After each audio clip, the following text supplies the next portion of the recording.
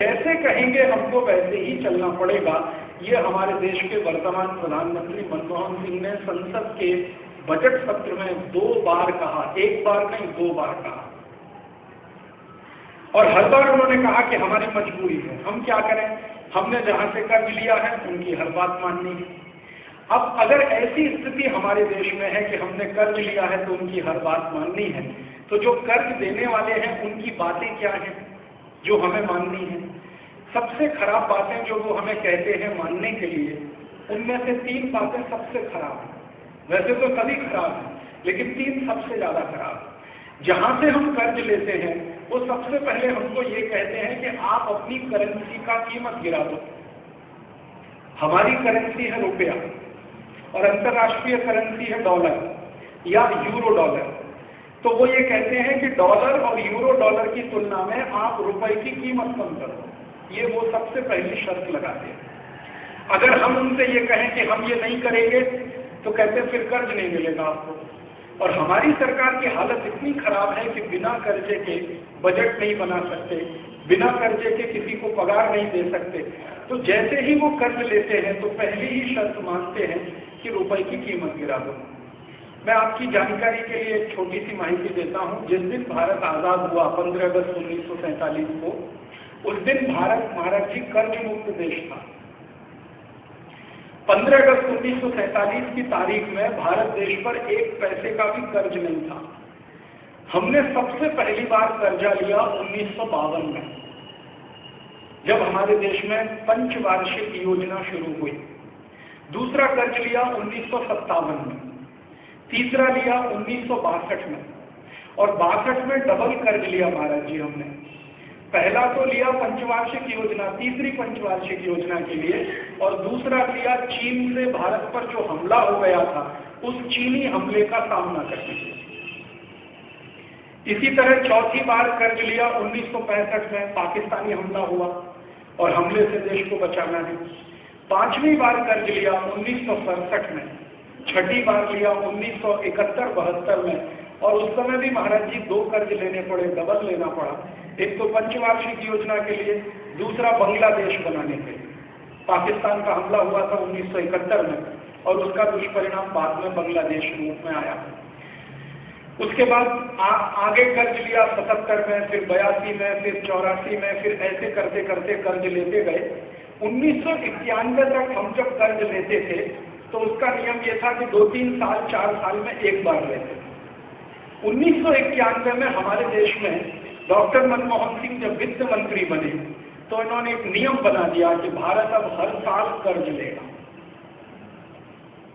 1991 के पहले हर 2-3 साल 4 साल में या 5 साल में 1 बार कर्ज लेंगे। 91 के बाद इस देश में एक नियम आया, उदारीकरण। गलती से उसको कह देते हैं उदारीकरण। वो उदारीकरण नहीं है, उधारीकरण। तो नियम बन गया हर साल हम कर्ज लेंगे। 1991 के पहले महाराज जी इस देश में नियम था कि केंद्र सरकार विदेशी कर्ज लेती थी और राज्य को बांटती थी जिसको जितनी जरूरत है। 1991 में नियम बन गया कि अभी सीधे राज्य सरकार भी विदेशी कर्ज ले सकती है। फिर 1996 में नियम बना इस देश में कि अब भारत का कोई भी म्यूनिसिपल कॉरपोरेशन सीधे विदेशी कर्ज ले सकता है। फिर 2004 में, पिछले साल महाराज जी एक नियम बना दिया है सरकार ने कि अब भारत की कोई भी ग्राम पंचायत सीधे विदेशी कर्ज ले सकती है। पहले केंद्र सरकार लेती थी, फिर राज्य सरकार ने लेना शुरू किया, फिर म्यूनिसिपल कॉरपोरेशन ने। अब भारत की ग्राम पंचायतें सीधे विदेशी कर्ज ले सकती हैं। और इस साल ये दुर्घटना हो गई। हिंदुस्तान की सबसे पहली ग्राम पंचायत जिसने विदेशी कर्ज लिया है वो कर्नाटक राज्य में है और उस ग्राम पंचायत का नाम है पुत्तूर। उडुपी जिले में है। उडुपी दक्षिण कर्नाटक का आखिरी जिला है, उसके बाद केरल राज्य शुरू हो जाता है। तो उडुपी जिले की ग्राम पंचायत पुत्तूर, उसने इस साल $60 करोड़ विदेशी कर्ज लिया है। उस ग्राम पंचायत के सरपंच से मुझे मिलने का सौभाग्य मिला अभी थोड़े दिन पहले, क्योंकि मैं उस गांव में व्याख्यान देने गया था। मैंने सरपंच को पूछा, भाई ये $60 करोड़ जो आपने कर्ज लिया है इसको वापस कैसे करेंगे? तो कहने लगा, राजीव भाई मैंने पूरी ग्राम पंचायत को गिरवी रख दिया, मॉर्गेज कर दिया। माने ग्राम पंचायत की सारी संपत्ति उसने गिरवी रख के $60 कोटी कर्ज ले लिया। वापस कैसे करेंगे? वो कहता है ग्राम पंचायत की संपत्ति बिक जाएगी, इससे ज्यादा क्या होगा। मैंने पूछा ये कर्ज किसके लिए लिया है? तो पूरी ग्राम पंचायत को पानी देना है, पीने का पानी, उसके लिए पाइपलाइन बिछानी है, उसके लिए कर्ज लिया। मैंने उसको पूछा अभी क्या हो रहा है? तो कहने लगा पाइपलाइन बिछा रहे हैं, पानी है, पानी नहीं है, पाइपलाइन बिछा रहे हैं। पानी कब आएगा? तो पानी लाने के लिए अगले साल फिर नया कर्ज लेंगे। पानी क्यों नहीं है? क्योंकि पानी आए तब जब कोई डैम हो, बंधारा हो, तालाब हो जिसमें पानी इकट्ठा हो, वो पानी पाइपलाइन से गांव में जाए। वहां कोई तालाब नहीं है, बांध नहीं है, डैम नहीं है, बंधारा नहीं है, तो पानी तो मिलने से रहा। तो अगले साल बांध बांधने के लिए नया कर्ज लेंगे। इस साल पाइपलाइन डालने के लिए कर्ज ले लिया है। और उस पुत्तूर ग्राम पंचायत ने भारत के 6,32,000 ग्राम पंचायतों के लिए रास्ता खोल दिया है। अब सब कर्ज लेना शुरू करें। और हमारे वर्तमान प्रधानमंत्री का सबसे ज्यादा जोर है ऋणम कृत्वा घृतम पिबेत, यावत जीवेत सुखम जीवेत ऋणम कृत्वा घृतम पिबेत। हमारे देश में एक व्यक्ति हुए चारवाक, उनका एक फिलॉसफी था, उसको भारतीयों ने कभी स्वीकार नहीं किया। वो फिलॉसफी यही था, ऋणम कृत्वा घृतम पिबेत यावत जीवेत सुखम जीवेत। जब तक जियो सुख से जियो, कर्जा लेके घी पियो। तो हमारे प्रधानमंत्री ने सबके लिए रास्ते खोल दिए हैं।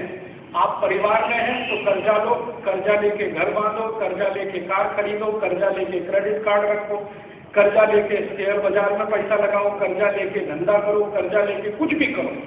कर्ज की खुली छूट है। किसानों के लिए कह दिया तुम कर्जा लो और आत्महत्या करो, क्योंकि जितना कर्ज लोगे उतना ब्याज भरना है, ब्याज भरना है, पैसा नहीं है तो आत्महत्या करो। तो हर साल किसानों की आत्महत्याएं हो रही हैं, छोटे छोटे व्यापारी मर रहे हैं, फंस रहे हैं। ये कर्जे का एक मकड़ जाल हिंदुस्तान में शुरू कर दिया है। जैसे अमेरिका में होता है ना, कोई बच्चा जन्म लेता है तो कर्ज में और मरता है तब भी कर्ज में। वही व्यवस्था अब हिंदुस्तान में लाई जा रही है। अब इसमें समस्या क्या आती है कि कर्ज लेना तो आसान है, पटाना मुश्किल है, क्योंकि ब्याज भरना पड़ता है और ब्याज की कई सारी शर्तें होती हैं, वो तकलीफ देता है। तो उनकी शर्तें क्या होती हैं? सबसे खराब शर्त होती है, आप कर्जा जिस दिन लोगे उसी दिन को कहेंगे कि आपकी रुपए की कीमत गिराओ। तो हमारी सरकार रुपए की कीमत गिराती है। 15 अगस्त 1947 को जिस दिन भारत आजाद हुआ, कर्ज मुक्त देश था, उस दिन भारत का 1 रुपया और अमेरिका का $1 दोनों बराबर थे। 15 अगस्त 1947 का कोई भी समाचार पत्र निकालकर आप पढ़ना, क्योंकि उस जमाने में कुछ अखबार निकलते थे। एक अखबार निकलता था हिंदुस्तान टाइम्स, एक निकलता था टाइम्स ऑफ इंडिया, एक निकलता था मुंबई समाचार। मुंबई समाचार आजादी के पहले का अखबार। आपके यहाँ कोई लाइब्रेरी में मुंबई समाचार की कॉपी मिल जाएगी 15 अगस्त 1947 की। उसके फ्रंट पेज पर रुपए और डॉलर का एक्सचेंज रेट लिखा हुआ है, राइट हैंड में कोने पर है, उसकी कटिंग मेरे हाथ में है, मेरी फाइल में है। 1 रुपया $1 बराबर है, 1 रुपया 1 स्टर्लिंग पाउंड बराबर है। स्टर्लिंग पाउंड माने ब्रिटेन की करेंसी। 1 रुपया और 1 फ्रैंक फ्रांस की करेंसी वो बराबर है।